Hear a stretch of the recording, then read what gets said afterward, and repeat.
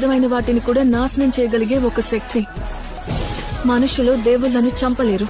మానవ శక్తికి భయపడిన దేవుళ్ళు ఆ నిబంధనాన్ని ఎప్పుడో విధించారు.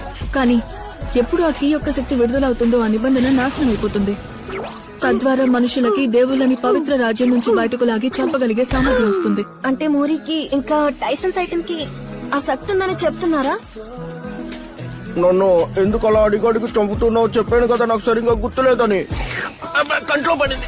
అవునులే, నేను కూడా అదే అనుకున్నాను. నీయో చెప్పిన దాన్ని బట్టి నీ జ్ఞాపక శక్తికి తాళం వేయబడి ఉంది. అది తెలుసుకోవాలంటే నువ్వు టైసన్ సైటన్ మాతృభూమికి వెళ్లాల్సి ఉంటుంది. అతను ఊరా? వినడానికి భలే ఉంది.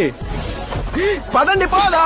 నువ్వు దాంట్లోకి ఇలాగే దూరిపోతావు. నిజమే, కానీ నాకు కూడా వెళ్లాలనుంది. మనం అక్కడికి వెళ్తే అది గొప్ప ట్రైనింగ్ అవుతుంది కదా. దేవుడా, ఇందుకే మీరు నేను లేకపోతే ఎందుకు పనికిరారని ఏమైపోతారో అని అనేది. అవునా?